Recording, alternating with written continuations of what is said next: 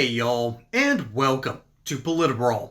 My name is Brian, and Sebastian Gorka turns the tables on Brianna Keeler and reminds her of just how bad of a journalist she is and how bad CNN can completely miss the plot. Let's dive in. Between 2016 and 2020, 96% were non-trans men. So I know you're focusing on this shooter being trans. The shooter was trans, and that is certainly of note. But are you missing the bigger picture here when you zero in on that instead of more broadly these school shooters as an epidemic, and you perhaps miss the through line that connects them all? Well, no, because your facts obfuscate two things. You are using data based upon the predominant gun violence, which is gang-on-gang violence with zero ideological content. If you remove all of that, the gang violence on the streets of Chicago, LA, Detroit, then you come down to a much smaller data set. So it's like those who say, gun violence in America causes so many deaths, and then fail to note that the majority of the stats they are using refer to also suicides by gun, which of course is not what we are talking about here today. So let's concentrate on mass shootings at schools, specifically Christian or Catholic schools. Then the data set is wholly different. So don't conflate different data sets just to make a political point. There was an ideological content to this attack. That's what terrorism is. It's not because somebody didn't get the drug deal they wanted.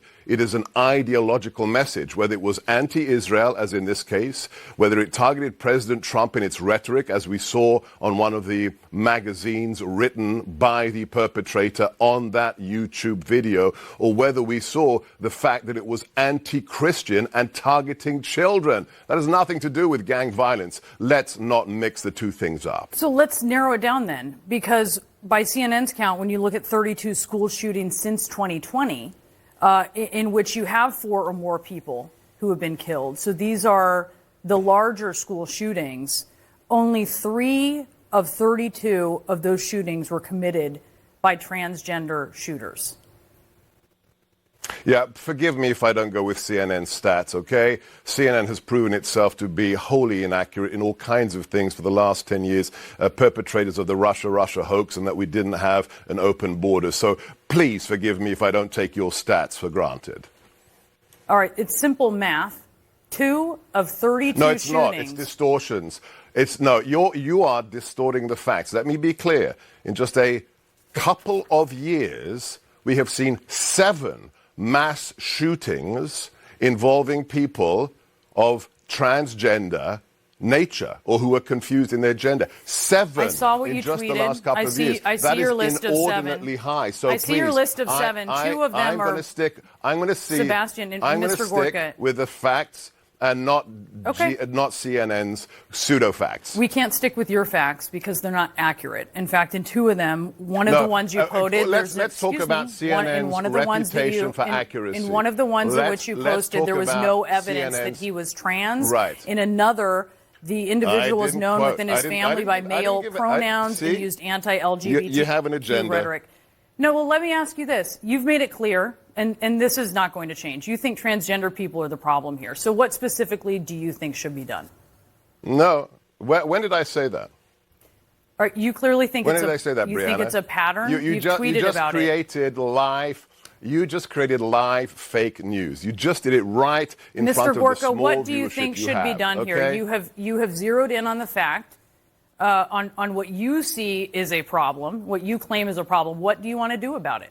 What do you want to do about this problem you see? I have noticed a disturbing... Do you think it's a problem that individuals are targeting little children at Catholic schools? Do you think that's something we should ignore?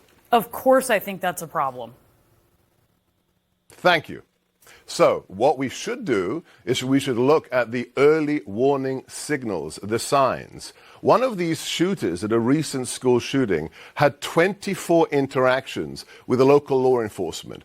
Now, that beggars belief. We should be providing off-ramps. We should be providing mental health options for these individuals. I find it hard to believe that an individual goes from getting his mother to sign a change of name certificate age 17, and then just a handful of years later is mowing down innocent children in a church pew during a Catholic mass, and nobody realized there was a problem. That's what we have to address to save the next children from the next atrocity. It's not about the sexual proclivities of the individual. It's the fact that nobody seems to notice a very disturbing pattern towards violence. You don't wake up one morning saying, I'm going to do a video on YouTube threatening to kill the president, targeting Jews, targeting children. That doesn't happen overnight. Somebody saw that degradation, somebody saw those mental issues and said nothing. That's what we have to prevent. The early warning signals must be addressed if children's lives are to be saved. This story is bigger than just Catholic versus Protestant. And despite the fact that I have a nice little Catholic symbol up here, the reality is I'm a Protestant. Okay? This is bigger than just religious differences. This story isn't also about the Second Amendment. This story is also not about the First Amendment and your ability to own weapons to protect yourself and have the ability to have the freedom of speech. No, this story is much bigger than all of that. This story is about your soul. Okay? And I don't even mean that in a religious sense of the term, as in whether you're going to heaven or not. Okay? That's not what this is about. This is about where your heart and soul actually aligns.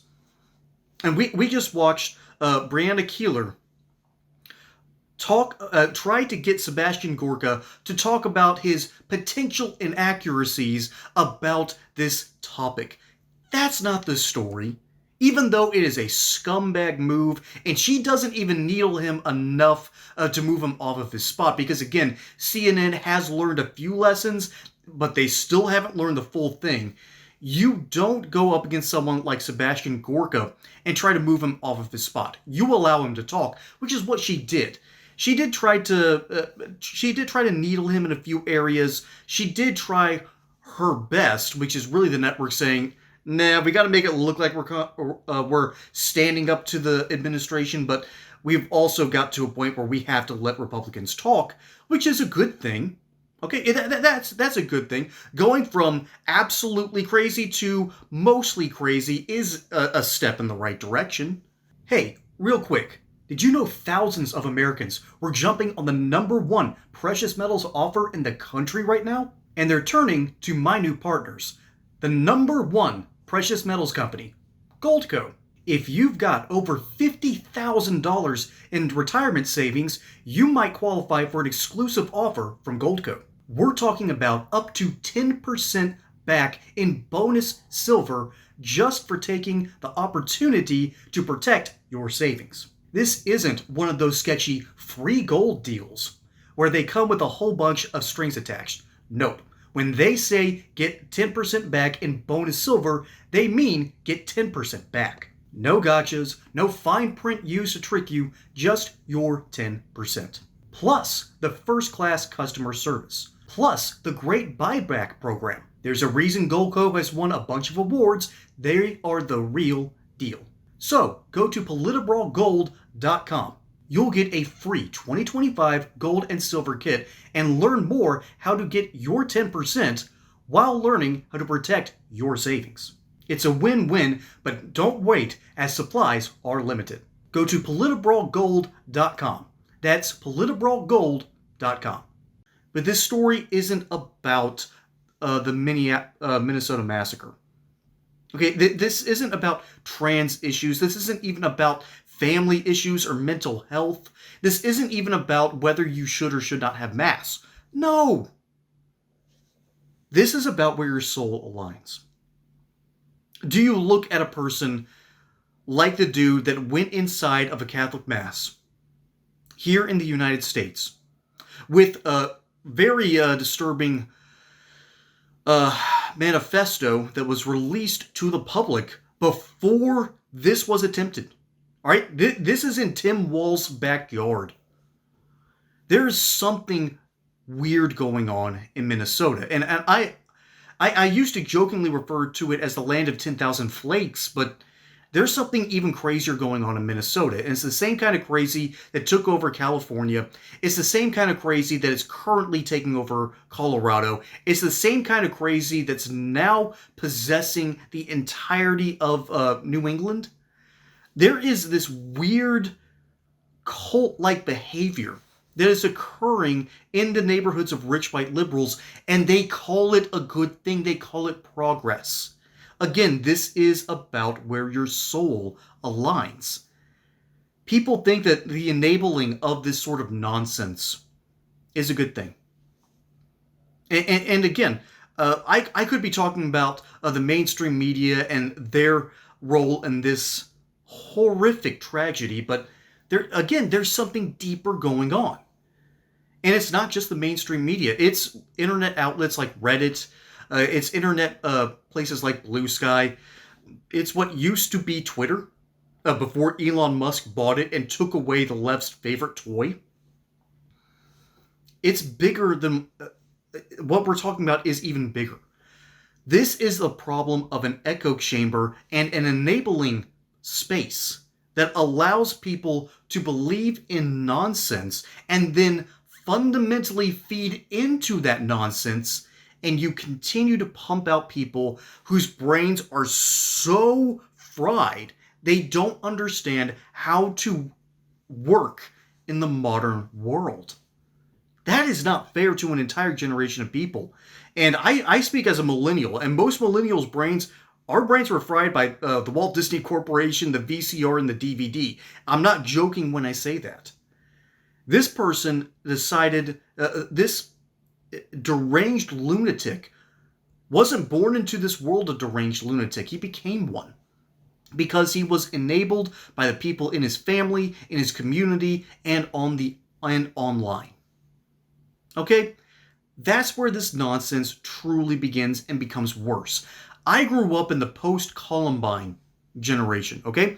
I was at public school from kindergarten to 5th grade, and the biggest taboo you could do was blow up your lunch bag. You know, the old brown paper sacks that people would use all the time. You blow into that, hold the air, and pop it. That would get you an immediate ticket to the principal's office because it mimicked a gunshot. That was the ultimate taboo. So when people did that, mysteriously, they wouldn't be there the next day. They'd be allowed back in school, but they had the ultimate punishment. And I know I'm all over the place on this one, and that's on purpose, because I'm trying to hit so many points to ultimately bring back the argument that the very thing that shouldn't happen in our society, that is the massacre of the innocent, happens on a daily basis. It doesn't happen because of our Second Amendment. It doesn't happen because of our First Amendment. It happens because people enable nonsense. And that's why I'm talking about the idea of a soul. Where is your soul aligned?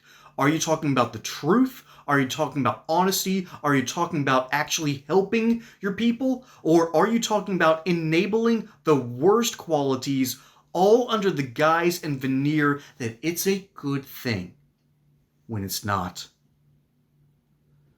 I know I'm getting preachy on this one, and I do apologize for that because I don't like preaching. But I felt that there's something about this video. That there's something deeper inside this topic that needs to be reworked.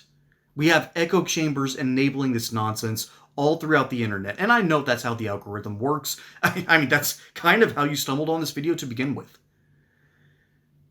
But you need to ask yourself, are you aligned with reality and with the truth? Or are you aligned with enabling the nonsense because it makes you feel good? And that's where I leave you, folks. My name is Brian. Hope you enjoyed that segment here on Politibrawl. Don't forget to like and subscribe. Catch you on the next one. Until then, y'all have a good one.